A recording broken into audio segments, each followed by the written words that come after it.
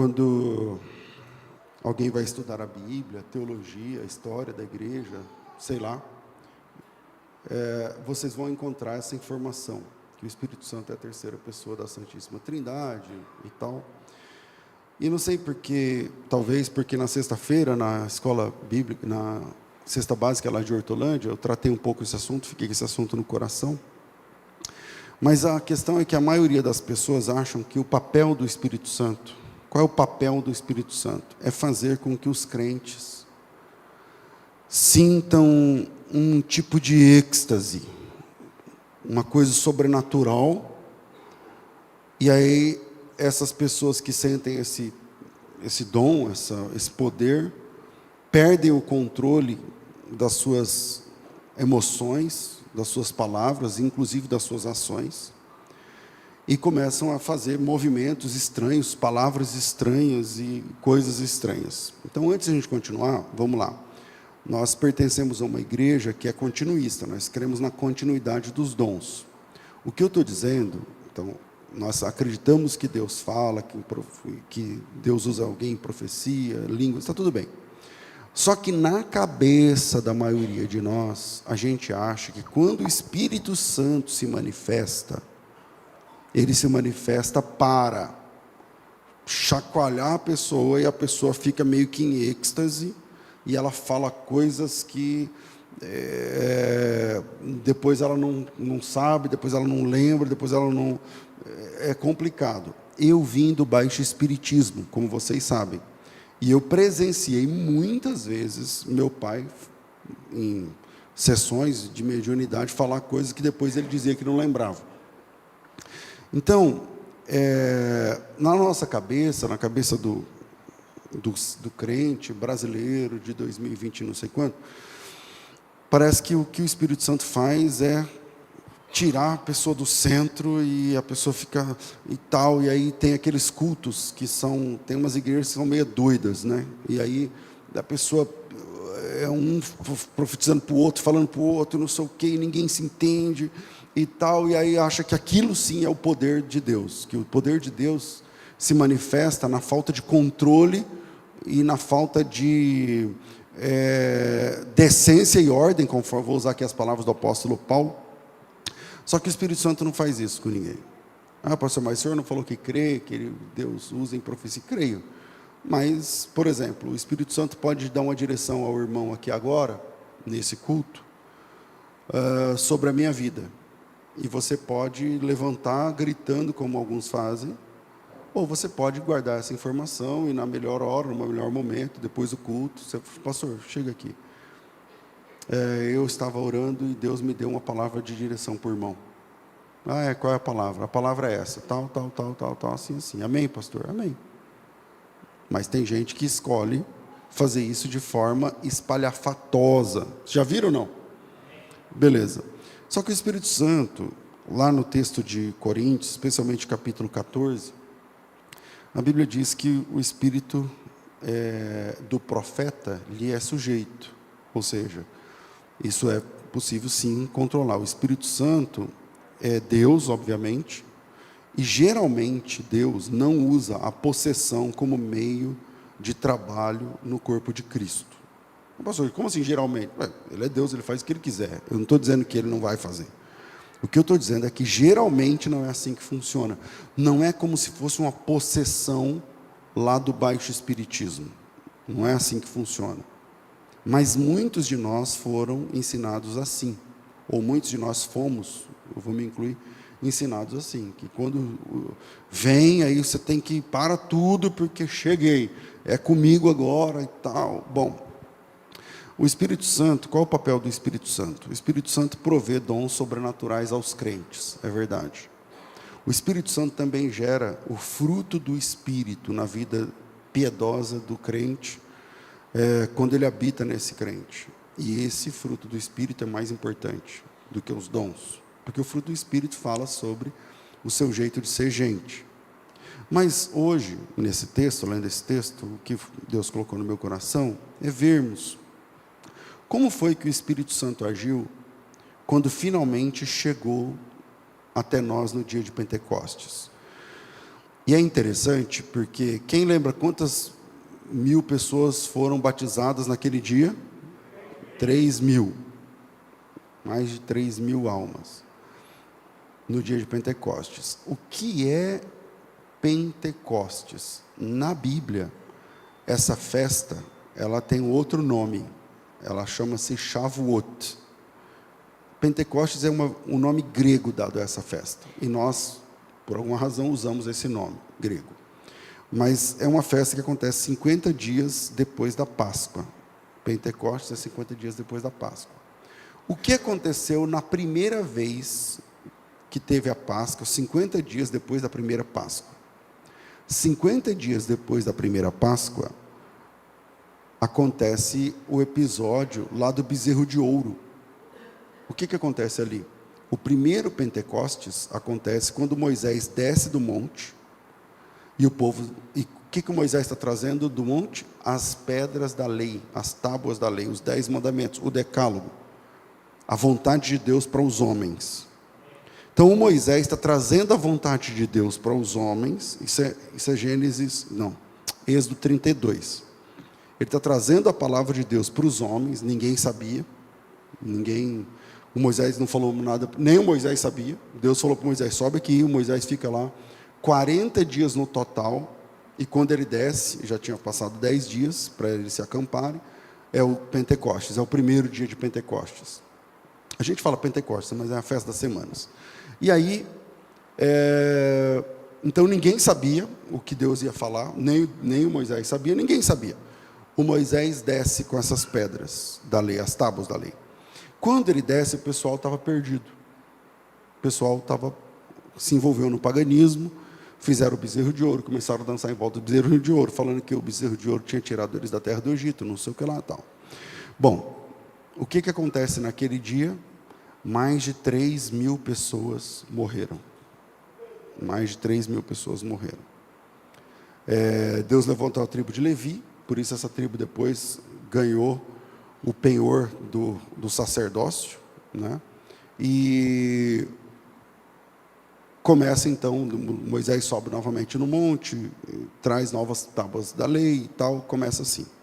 Então há uma similaridade entre os dois momentos. O primeiro Pentecostes e o dia de Pentecostes de Atos 2, porque lá, no primeiro, caem 3.000 pessoas, mais de 3.000 pessoas perdem a vida. E aqui, mais de 3.000 pessoas descem as águas do batismo, se arrependem e começam uma nova vida. E aí eu queria trazer com vocês 3 pontos, se a gente conseguir, sobre o papel do Espírito Santo na vida do crente.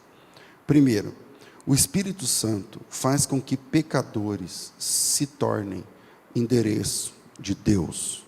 O Espírito Santo faz com que pecadores sejam o endereço de Deus. Vamos tentar entender essa questão. No Antigo Testamento, você pega de Mateus para trás, nas páginas do Antigo Testamento, Deus, para estar com o povo, com as pessoas, Deus mandou construir um prédio. Só que esse prédio não era de alvenaria. O primeiro, eu vou chamar, não é templo, a primeira casa de Deus, a casa que Deus mandou desenhar, que deu as medidas e tal, não é um templo igual esse que a gente está aqui agora, de concreto, armado, ferro, tijolo. Não. A casa de Deus original é uma cabana, é uma barraca. Eu vou falar cabana, barraca, não é bem assim, né? O tabernáculo, ele é muito mais suntuoso, tal, mas é como se fosse um circo armado, tá certo? Deus mandou construir um negócio que ele vai chamar de tabernáculo. É uma barraca, essa estrutura. O que é o tabernáculo? É um templo móvel. Um templo móvel portátil, desmontável. Um templo portátil. Quando eu falo portátil, não é pequeno, é que você monta e desmonta. É uma espécie de templo, porque o templo, os judeus não foram a primeira civilização a ter templo. Já tinham outros templos pagãos do Egito, onde eles vieram, onde eles estiveram na escravidão e tal. Mas quando Deus manda construir, Ele não manda construir um prédio. Deus manda construir uma estrutura desmontável. E qual é o interesse de Deus em construir uma estrutura desmontável? Porque quando Deus manda construir, eles eram peregrinos no deserto, eles não tinham exatamente endereço fixo.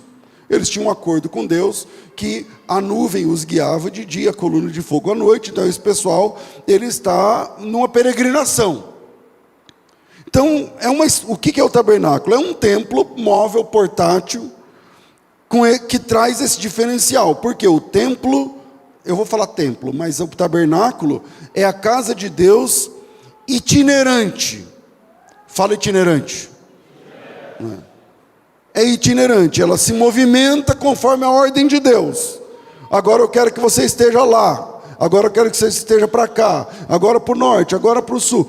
E isso é uma novidade nas religiões. Nenhuma religião tinha uma estrutura onde o Deus da religião se movimentava através de uma estrutura móvel.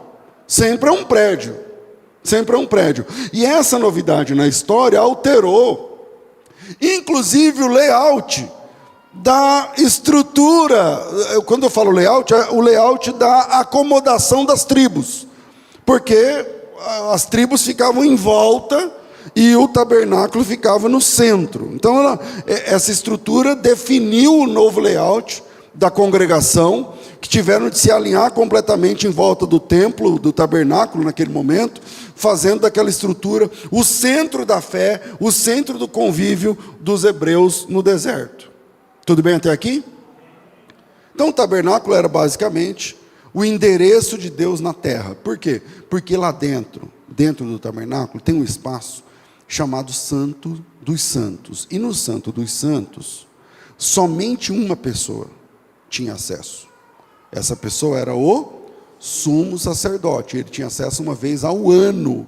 Uma vez ao ano ele poderia entrar naquele espaço, e onde tinha a presença de Deus representada na Arca da Aliança, no Aron HaKodesh do hebraico. Na arca, uma caixa que tinha lá dentro os pertences, enfim. Então, uma vez por ano, o sumo sacerdote podia ir até o Santo dos Santos. O que isso tem a ver com a gente, pastor? Está parecendo um culto de quinta-feira, de estudo. Então, vamos lá. O tabernáculo era basicamente o endereço de Deus na terra. Por quê? Porque a presença de Deus estava no Santo dos Santos daquele tabernáculo, representado na Arca da Aliança.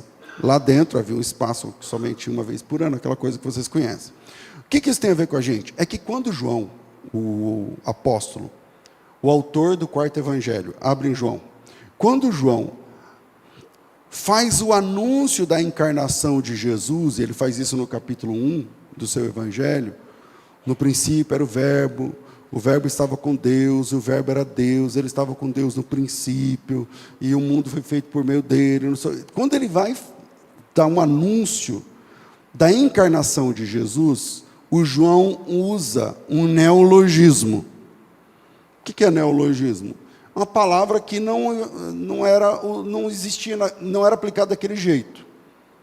Ele transforma a palavra tabernáculo num verbo. Por exemplo, igreja é verbo? Não, é substantivo. Não é verbo. É substantivo. Não é adjetivo, é substantivo. Tabernáculo é verbo? Não, não é adjetivo, nem substantivo. Ou melhor, não é adjetivo, nem verbo, é substantivo. Tudo bem? O João, ele vai transformar a palavra num verbo. Isso acontece no verso 14. Quando a gente lê em português, não dá muito para perceber. Mas o verso 14 de João 1 diz assim, ó: e o verbo se fez carne, e habitou entre nós, cheio de graça e de verdade, vimos a sua glória como glória do unigênito do Pai. Pega esse verbo habitou. Se você pesquisar, tem gente que tem essas ferramentas, hoje em dia é até de graça. Qual é aquela palavra no texto grego? Você vai tomar um susto. Porque a palavra habitou não é morar, que é verbo. A palavra habitou ali é a palavra tabernáculo. Ele pegou a palavra tabernáculo, que é a palavra skenu, do grego, e transformou essa palavra skenu no verbo, e aí fica a palavra skenosen, que significa, ou seja, essa palavra seria assim, ó, o verbo se fez carne e tabernaculou, seria basicamente essa palavra. Aí o tradutor ia falar, isso aí é estranho, então o verbo se fez carne e habitou entre nós. Tá bom, está aí a Bíblia bem traduzida, tudo certo. Mas, dentro da palavra habitou, do verbo habitou, na verdade, a palavra por trás daquele verbo é a palavra tabernáculo, flexionada com força de verbo. Tudo bem? Então ele diz assim, o verbo se fez carne e skenosen. Vem de skenu, que significa tabernáculo, o verbo se fez carne e tabernaculou entre nós. Bom, qual é a novidade aqui? Qual é a questão? É que parece então ser um neologismo. Então vemos que a palavra tabernáculo, que é um substantivo, vira verbo, e vemos o verbo tabernaculando. O que significa isso? Aí a gente tem que voltar, resgatar a essência do que é o tabernáculo. O que é o tabernáculo? É o templo que tem a presença de Deus lá nele, lá no fundo tem a presença de Deus, e esse templo portátil se movimentava. Ora estava em Elim, ora estava não sei aonde, ora estava tal. Então ele se movimentava.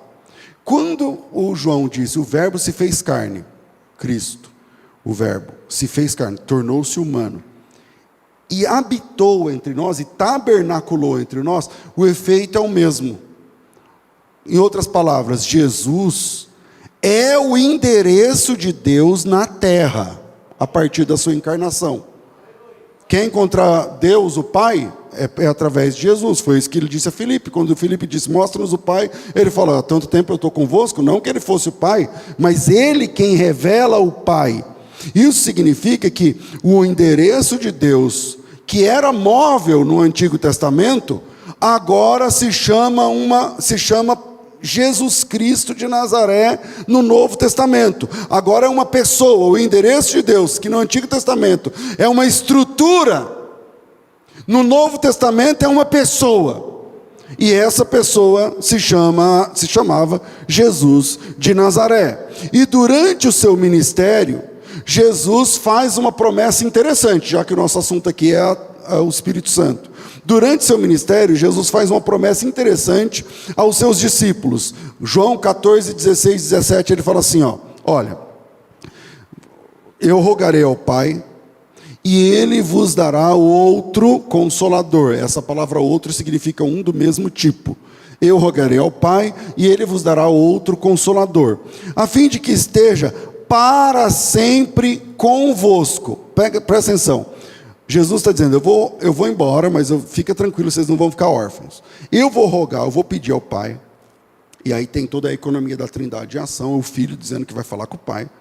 E eu enviarei, eu rogarei ao Pai, e Ele, o Pai, vos dará outro, a palavra alós ali, outro, do mesmo tipo, outro Consolador. E esse outro, ele vai estar para sempre com vocês. Ele estará para sempre convosco. Para sempre convosco. Fala convosco. O que é convosco? Está junto. Por exemplo, hoje você está conosco, então, e eu estou convosco, tá tudo certo. Só que o texto não para aí, ele diz assim, esse Espírito é o Espírito da verdade.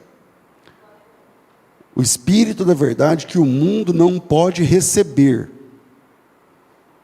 porque não o vê e nem o conhece, mas vós o conheceis. Por que ele está dizendo que os discípulos conheciam? Porque ele é um igual a Jesus, eles convivem com Jesus, conhecem o Espírito Santo, conhecem o Pai, conhecem o Filho. Eles conhecem o Pai e o Espírito Santo na pessoa do Filho. Então, mas vós o conheceis, porque habita convosco, que é Jesus, e estará em vós, e esse estará em vós é que é a novidade, porque ele não diz assim, habita convosco que estará para sempre com vocês, ele diz assim, ele habita convosco e estará em vocês. Habitar com você é uma coisa, estar em você é outra coisa. Então temos aí uma novidade, de que o Espírito Santo que Jesus promete, habitaria conosco, ok? Mas estaria em nós. Estaria em nós. E é dessa forma que o Espírito Santo nos transforma em filhos de Deus. Você não é filho de Deus porque você parou de fumar. Você não é filho de Deus porque você parou de beber, de jogar. Você não é filho de Deus porque você parou de falar palavrão. Você parou de ouvir funk, músicas profanas. Não é isso. Você é filho de Deus por uma questão. Porque o Espírito Santo passa a habitar em você. E isso te habilita a ser filho de Deus. Se não, veja, abra sua Bíblia em Romanos 8,14. 8,14, 15, 16, vamos lá. Pois todos que são guiados pelo Espírito de Deus, são filhos de Deus. Pastor, mas aqui não diz que ele está dentro de mim. Diz que ele me guia e eu sou filho de Deus. Segue o texto. Porque vocês não receberam o espírito de escravidão, para viverdes outra vez atemorizados, mas recebestes o espírito de adoção, baseado no qual clamamos, Abba, Pai. O próprio Espírito testifica com o nosso espírito que somos filhos de Deus. O que o Paulo está dizendo aqui é o seguinte, que o Espírito Santo, ele entra dentro de nós, e se conecta com o nosso espírito, e nos transforma em filhos de Deus, e ele chama esse tipo de filiação de adoção. Então você é filho de Deus por adoção. Hoje em dia, quando a pessoa, eu não sei qual é a situação, não quero julgar nem nada, pode ser que o que eu vou falar aconteça na sua família ou alguém que você conheça, mas hoje em dia a pessoa ela é adotada, e quando ela descobre que ela é adotada, ela se revolta. Mas eu sou adotado, não sei o que e tal. Tá, eu entendo que se eu fosse adotar uma criança, ela ia saber desde o começo, mas aí cada um é cada um, como eu disse, não quero julgar. Mas e se essa pessoa não fosse adotada, ela ia estar onde mesmo? Então o adotado fica revoltado, mas se ele não fosse adotado, ele ia estar onde mesmo? Porque geralmente uma pessoa é adotada porque a condição que ela está, não dá para se viver, então ela é adotada. E aí a Bíblia diz que nós somos filhos de Deus por adoção. Quando eu leio esse texto, eu gosto de lembrar de que é possível você ter um filho sem que você queira, contra a sua vontade.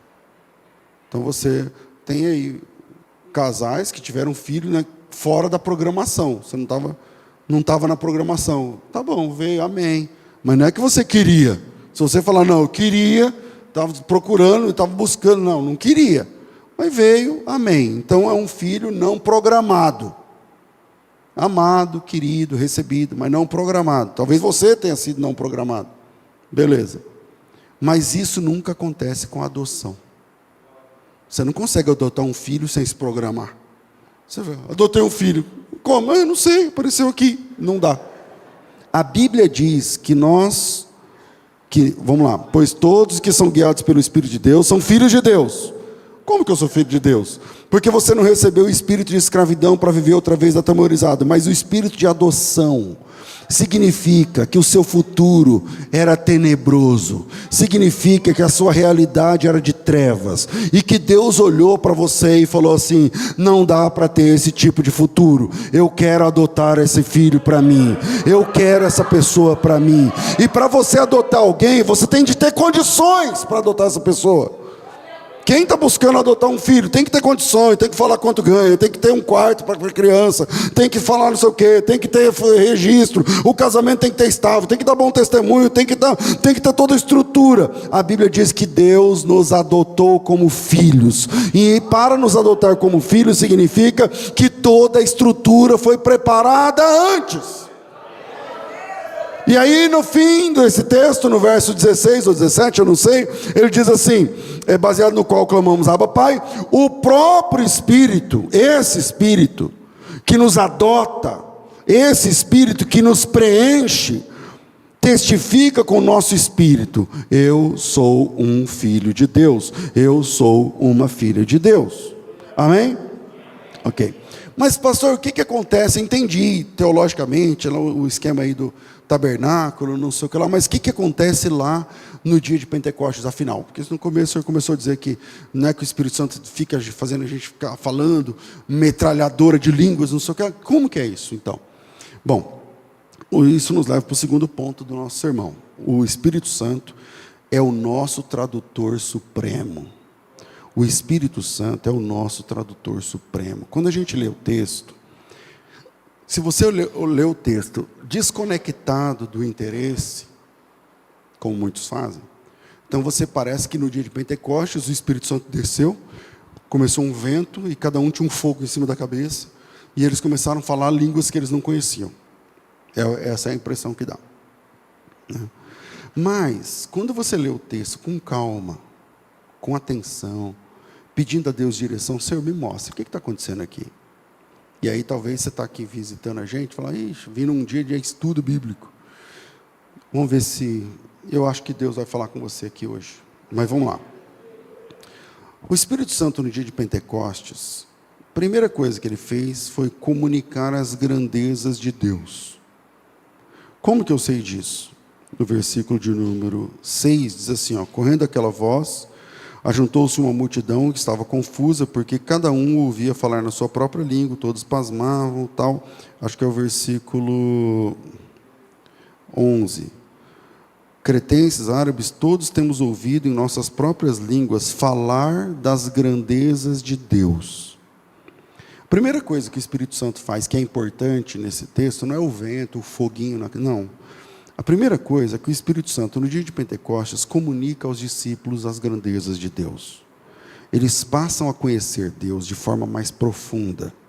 Eles passam a conhecer Deus de uma forma que eles não conheciam antes.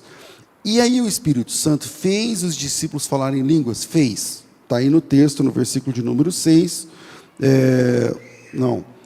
Versículo 4. Todos foram cheios do Espírito Santo e começaram a falar em outras línguas. Está aqui, irrefutável, está aí o texto. Começaram a falar em outras línguas que eles, inclusive, não conheciam. O fato é que até hoje a gente fica debatendo que tipo de línguas são essas. Essas línguas são línguas dos anjos, são línguas dos homens. Essas línguas são línguas estranhas, são línguas estrangeiras. Essas línguas é o fenômeno da glossolalia, é o fenômeno da... Nem lembro outro nome do grego aqui que fala, glossolalia ou... mas tem outro nome... Tá, sei lá. Aí a gente fica tentando teologar com o texto, jogando teologia para lá, trazendo teologia para cá, tal. E se você quer saber a verdade, é a seguinte, a verdade é que não interessa se a língua era estranha, estrangeira, não sei o que lá, não interessa, porque não é essa a missão que Deus nos dá ao ler esse texto, e nem é essa a mensagem que essa experiência de Atos 2 está trazendo. Quem se ocupa de ficar buscando essas picuinhas no texto, perde o que o texto está dizendo. A mensagem que lá está, não é os discípulos falaram numa língua que eles não conheciam. Não, a grande maravilha não é essa. Pastor, o senhor crê que um discípulo pode falar numa língua que ele não conhece? Eu creio. Eu sou continuista, creio na atualidade dos dons. Eu creio em profecia, eu creio. Acho que isso está claro. Mas a questão não é que os discípulos falaram numa língua que eles não conheciam. O maior milagre, a mensagem que está lá é: o Espírito Santo fez todo mundo entender o que Deus queria falar. Esse é o ponto. O Espírito Santo fez as pessoas que estavam lá, aqueles mais de 3.000, entenderem o que é que Deus quer deles. A mensagem que está lá é essa: o Espírito Santo traduziu no ouvido de cada um o que estava acontecendo. E aí no texto, no verso 7, diz assim, todos pasmaram, se maravilharam, perguntando uns aos outros: não são galileus esses homens que estão falando? E como é que nós os ouvimos, cada um na nossa própria língua? Então pensa, quando aconteceu aquele barulho, o som, e 120 pessoas orando alto, e eles começaram a falar, e cada um começa a falar por conta e tal, o pessoal que estava lá fora, um ficou olhando para o outro e falou assim, um ficou olhando, entendeu o que a pessoa estava falando, um dos discípulos estava falando, dos 120, e disse assim para o vizinho: você não está entendendo nada, né? Porque isso aí é grego, então você não fala grego, você não está entendendo nada, né? E aí o cara olhou para ele e falou: não, isso aí não é grego, isso aí é latim, isso aí é a minha língua, isso aí, você que não está entendendo nada, eu estou entendendo tudo que ele está falando. E aí o outro fala assim: mas isso aí não é arábio? E o outro falava: mas não é acádico essa língua? Porque eu estou entendendo tudo. O maior milagre do dia de Pentecostes não é o tipo de língua que ele está falando, mas é que os discípulos e os demais começaram a entender o que é que Deus queria dizer, porque eles estavam falando do que, diz o texto? Falando das grandezas de Deus, e enquanto um está falando das grandezas de Deus, o outro está entendendo as grandezas de Deus. E só o Espírito Santo pode fazer isso no coração.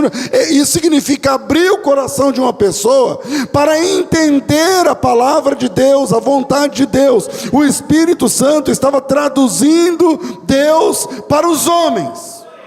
Está aí o Espírito Santo traduzindo Deus para os homens. O Espírito de Deus comunicou as grandezas de Deus aos discípulos e deu uma graça aos discípulos para que as pessoas que estavam ouvindo, mesmo que não falassem aquela língua, entendessem as grandezas de Deus. Os discípulos estavam falando de um jeito, cheios do Espírito Santo, que as pessoas podiam entender. Esse é o milagre. E é aqui, nesse momento, que a igreja recebe dons. E esses dons começam quando o Espírito Santo é derramado sobre a igreja. E a igreja estava buscando a Deus em oração. É verdade que Jesus quando subiu, ele prometeu isso para 500 pessoas, mais de 500 pessoas, e ele demorou 10 dias depois só tinha 120. Se ele demorasse um mês, eu acho que só ia ter os 12, ou meia dúzia, vamos voltar. Então, o que está acontecendo naquele dia? O que aconteceu naquele dia? As pessoas sentiram o amor de Deus e de forma sobrenatural começaram a entender as grandezas de Deus. Eu não sei quem teve essa experiência de ler a Bíblia e não entender nada, não entender nada. E daqui a pouco você tem uma vida com Deus e você lê a Bíblia e você entende tudo. Você pode não saber as nuances lá da exegese, as formas e exigências, não sei o que lá, mas você lê o texto e Deus está falando com você de forma que você entende. Tem palavra que você nem sabe o que significa, mas você lê e sente no seu coração, que é essa impressão dos mais de 3.000 almas daquele dia, quando eles disseram assim: como nós ouvimos falar em nossas próprias línguas as grandezas de Deus, que é o versículo 7 em diante. Todos pasmaram, se maravilharam, perguntando: não são galileus esses homens que estão falando? Como é que nós os ouvimos, cada um em nossa própria língua nativa? E lá dentro não tinha 2 idiomas, 3 idiomas, 5 idiomas, não. E aí ele diz: somos partos, ou seja, ele é da Pártia.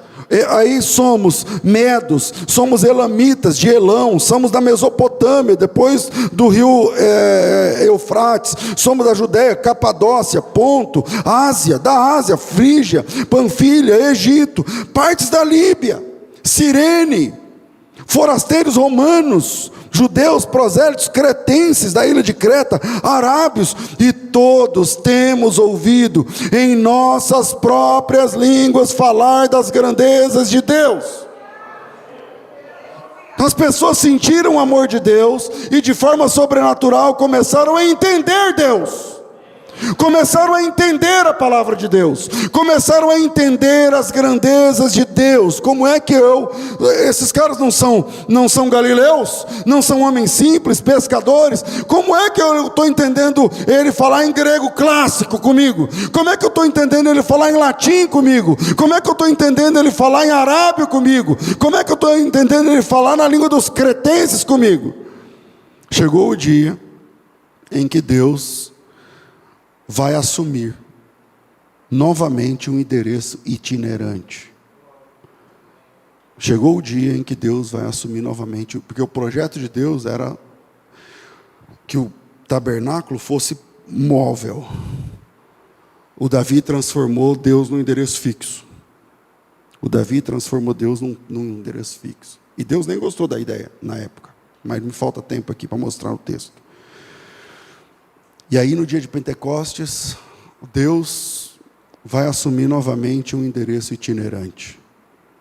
Deus agora vai morar em pessoas, que é o que Jesus Cristo tinha prometido.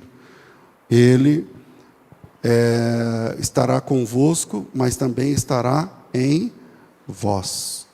Aliás, foi o que Jesus Cristo disse à mulher samaritana, quando a mulher falou assim: qual é o lugar E ele disse, vai chegar um momento que nem aqui nem lá. E aí a mulher não entendeu, ele disse assim, Deus é espírito, moça. Deus é espírito. Deus é vivo. Um Deus vivo precisa habitar numa casa viva. Deus se movimenta, e esse Deus que se movimenta precisa de um endereço que se movimenta. Deus fala, e esse Deus que fala precisa de um templo que fala. E a partir desse dia, Deus agora habita em pessoas. O endereço de Deus agora não é um prédio, o endereço de Deus agora é gente. E a grande lição que temos dessa experiência é que, a partir desse dia, nós descobrimos que temos no Espírito Santo, que é Deus, um tradutor. Temos alguém que traduz Deus para nós. Temos alguém que traduz Deus para nós. Que a gente olha o texto, que a gente ouve a palavra e fala assim, Deus está falando comigo. Porque eu estou entendendo que Deus está falando comigo. É possível que aqui tem pessoas preocupadas em como vão investir o dinheiro, quais são os fundos de renda fixa, de não sei o que, tal. E tem gente aqui sentado ouvindo essa palavra que não tem dinheiro para pagar a conta de energia. E a mesma palavra consegue falar com os dois. Por quê? Porque o Espírito Santo traduz Deus para nós. O Espírito Santo nos faz entender o que Deus quer de nós, o que Deus quer falar para nós, o que Deus quer falar para você. É por isso que você se converteu.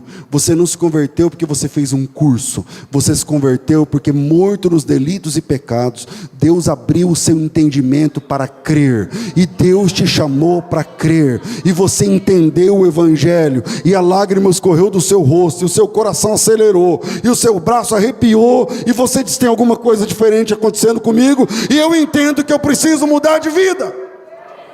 Então a grande lição é que nós temos um tradutor, esse é o Espírito Santo, ele traduz Deus para nós. Verso 7, como os ouvimos falar, cada um na nossa própria língua. Você está entendendo também? Estou. E você também está entendendo? Estou. Mas você não falou outra língua, e eu outra língua? Estou, mas eu estou entendendo o que Deus quer dizer para mim. Aquilo que Deus está falando, eu estou conseguindo entender. Esse é o milagre. Mas o Espírito Santo não traduz apenas Deus para nós. Ele também traduz nós para Deus. E essa tarefa, meu irmão, merecia uma quinta-feira só para isso.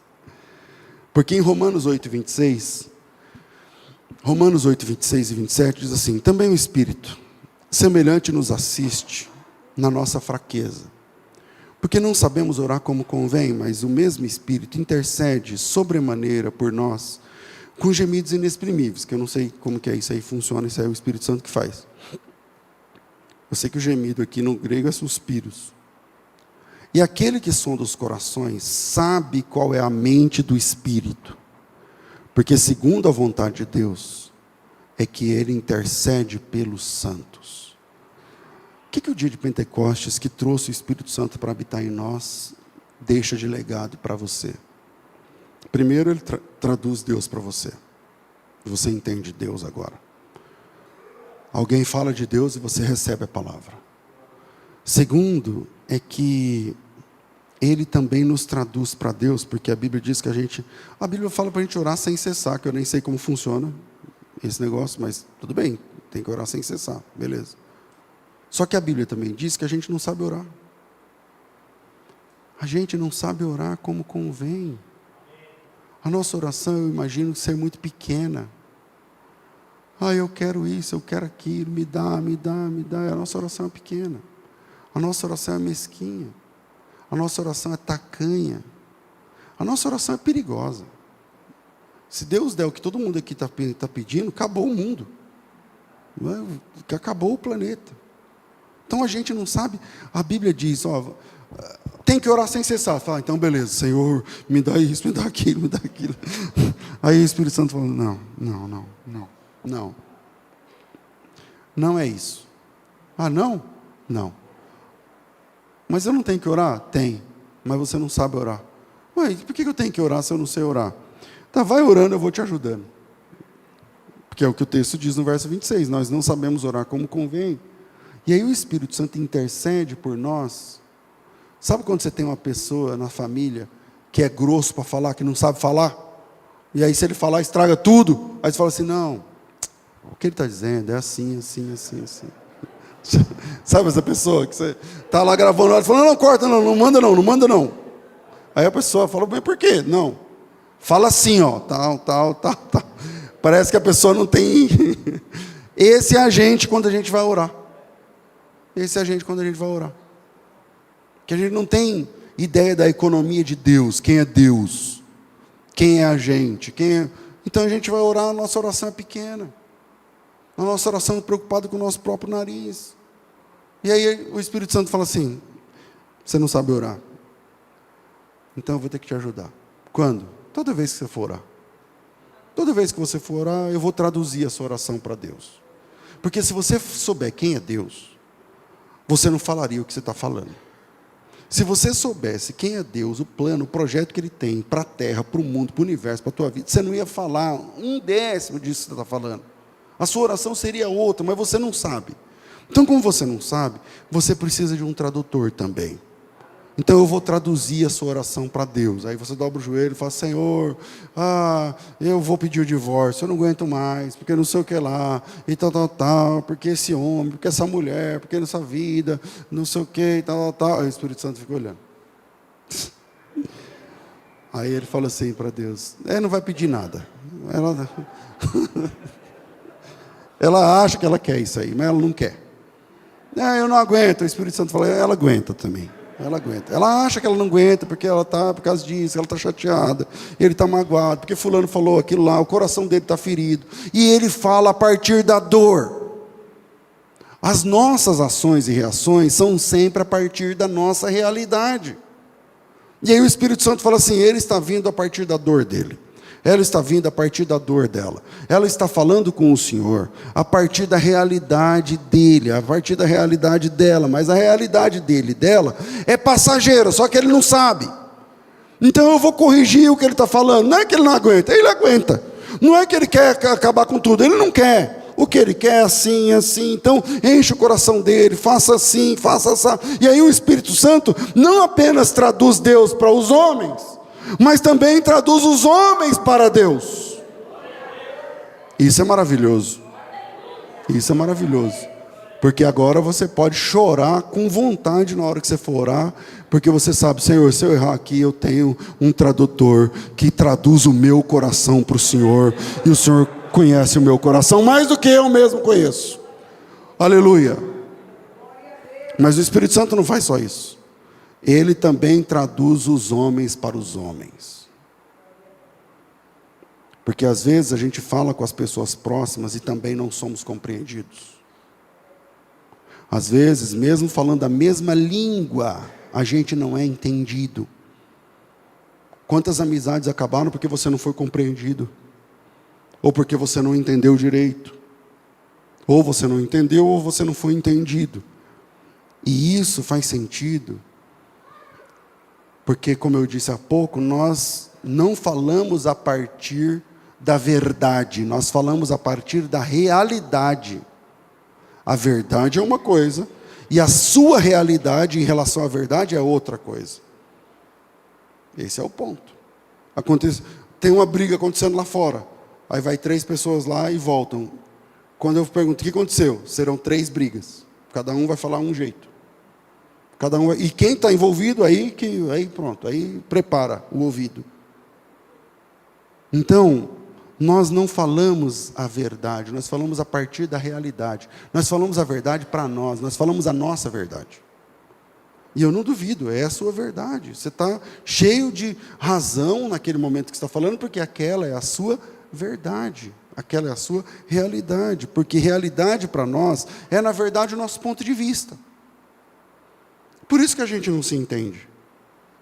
Então tem pai que não fala mais com o filho que não fala mais com o pai. Por quê? Porque em algum ponto não se entenderam. Em algum ponto não se entenderam.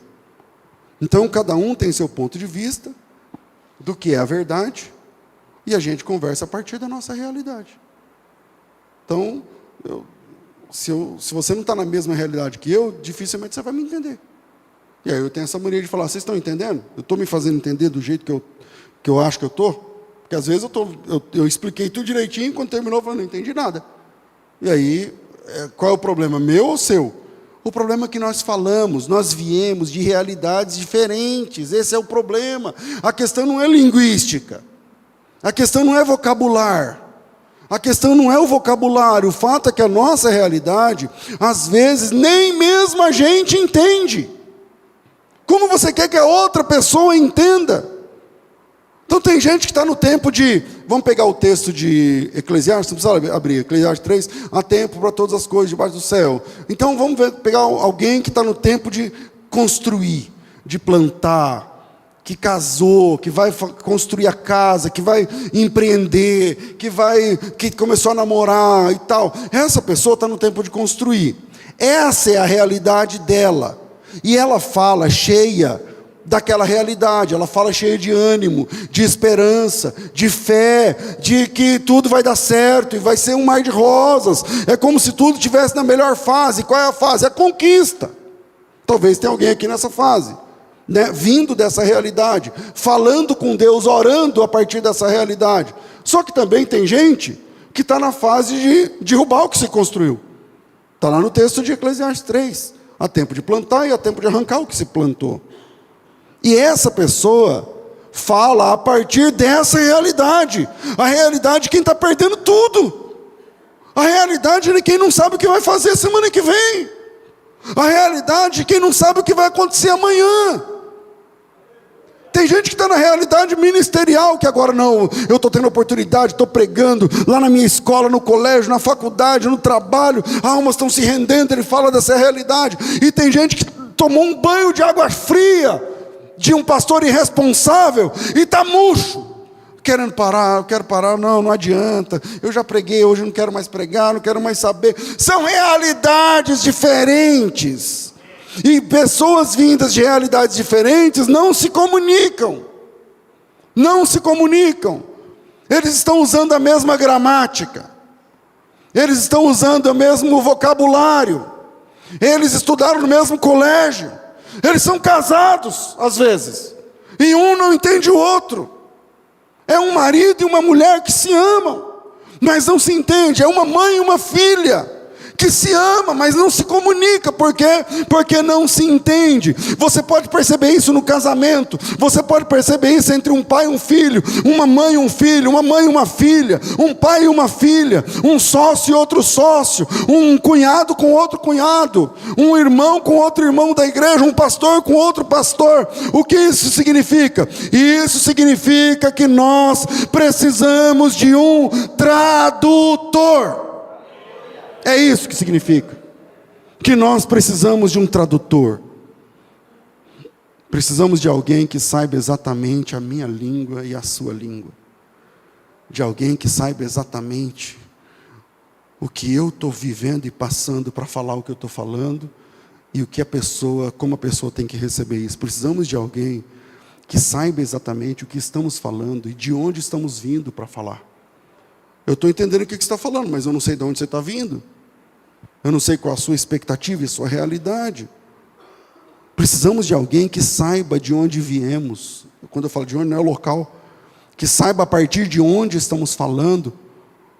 E por que o outro não consegue entender. Precisamos de alguém que leia nas entrelinhas. Que leia o nosso silêncio.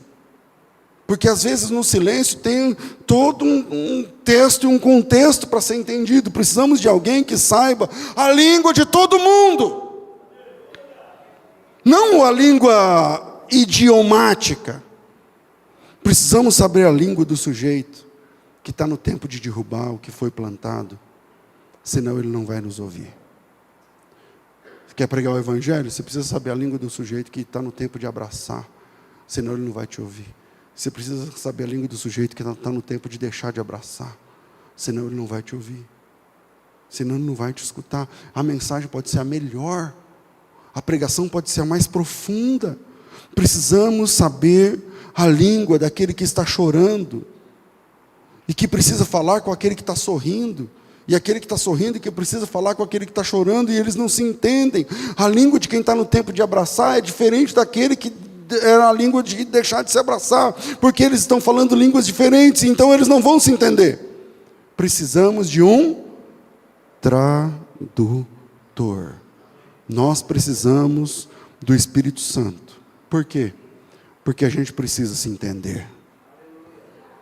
Ah, pastor, meu casamento está acabando. Você precisa do quê? Do Espírito Santo. Por quê? Porque sem ele vocês não vão se entender. Sem o Espírito Santo a gente não vai se entender.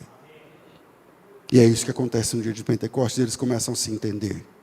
Línguas diferentes, culturas diferentes, realidades diferentes e gente se entendendo. E gente se entendendo. O Espírito Santo nos enche e nos torna aptos a nos comunicar. Esse é o ponto. É tudo. Talvez uma pessoa aqui precisava ouvir esse ponto. O Espírito Santo te enche e te torna apto a se comunicar. E aí você vai parar de dizer: ninguém me entende, eu falo, mas não adianta, não sei o quê. É o Espírito Santo que traduz. Porque a nossa vida é uma teia armada de comunicação. Sua roupa é uma comunicação. Seu sorriso é uma comunicação. Seu rosto, o jeito que está a sua cara agora é uma comunicação. Você está entendendo? Seu cabelo, seu corte de cabelo é uma comunicação. Você está passando uma mensagem. Está tentando se comunicar. Seu sorriso, sua seriedade. É um idioma que sozinho eu não consigo entender. Mas se eu estiver cheio do Espírito Santo, Ele vai me fazer te entender. E Ele vai fazer com que você me entenda. E quando um entende o outro, então a bênção de Deus é completa, porque a partir da chegada do Espírito Santo, a gente começa a se entender. Atitudes, abraços, lágrimas, sorrisos, tudo isso forma uma língua complexa. E o Espírito Santo nos capacita a entendermos as pessoas e sermos entendidos pelas pessoas. Ele nos dá condições de entender. Ele nos dá condições de sermos entendidos. Amém, irmãos? Terceiro, eu só vou citar o terceiro por conta do nosso tempo. Graças ao Espírito Santo, é possível recomeçar. Graças ao Espírito Santo, é possível recomeçar. Pastor, o que tem a ver isso aí com o texto de dia de Pentecostes? Ué, no dia de Pentecostes, quantas pessoas recomeçaram? Mais de 3.000. Como assim? Mas como assim recomeçaram? Ué, o que é o batismo? As coisas velhas se passaram. E tudo se fez novo. O que é o batismo? Senão a morte do velho homem, porque um ser humano embaixo d'água, o que acontece? Morre. A biologia do ser humano não está feita para ficar debaixo d'água. Então lá de baixo você morre. Quando você volta, é uma nova criatura. Esse é o símbolo do batismo. Que as coisas velhas ficaram lá, nas águas do batismo levaram aquilo lá. E agora volta uma nova criatura. Significa, agora você vai recomeçar. O Espírito Santo torna possível resetar, apertar a tecla reset e falar assim, é um novo começo. Porque o dia de Pentecostes foi o recomeço para 3.000 pessoas. Quando nós somos cheios do Espírito Santo, significa que dá para a gente se entender. Significa que dá para você me entender, dá para eu te entender. Significa que dá para nós entendermos Deus. E significa que dá para Deus entender a nós. Tudo isso porque o Espírito Santo é o tradutor. E se eu entendo Deus, e se Deus me entende, e se eu entendo você, e se você me entende, então dá para recomeçar. Então eu posso recomeçar, porque agora eu sou entendido, agora eu também entendo. Com a plenitude do Espírito Santo, é possível iniciar ou reiniciar qualquer conversa. Com a plenitude do Espírito Santo, é possível reiniciar, reabrir qualquer diálogo. Por quê? Porque agora nós temos um tradutor. Alguém que traduz Deus para nós. Alguém que nos traduz para Deus. Alguém que nos traduz uns aos outros. E se isso acontece, então a gente pode refazer. Então a gente pode recomeçar. Então o divórcio pode voltar atrás. Então, esse negócio de, eu não converso com a minha mãe, com meu pai, porque fulano falou tal coisa, tal. Ele falou a partir do quê? Da dor dele, da realidade dela, da situação. Então, agora você entende. Então, agora é possível recomeçar. A maravilha do Espírito Santo no dia de Pentecostes é que, com a chegada do Espírito Santo, dá para conversar. É possível conversar. Pastor, o que eu faço com essa informação? Cara, vai embora e quando você precisar, você se lembre. Fala, eu vou começar essa conversa difícil agora. Mas eu vou pedir ao Espírito Santo que me traduza para essa pessoa. E vou pedir ao Espírito Santo que, sem que a pessoa saiba, traduza ela para mim. Porque eu quero entender o que ela está falando a partir da dor dela. Eu quero entender o que ele está dizendo a partir da realidade dele. E eu quero que essa pessoa me entenda a partir da minha realidade. Mas eu não sei fazer isso. Para mim é impossível fazer isso. Entender é impossível, ser entendido é impossível. Piorou. Então eu vou contar com a ajuda do Espírito Santo, porque com o Espírito Santo dá para conversar. Com o Espírito Santo no meio é possível recomeçar. Então a gente sai daqui convictos de que nós precisamos desse tradutor.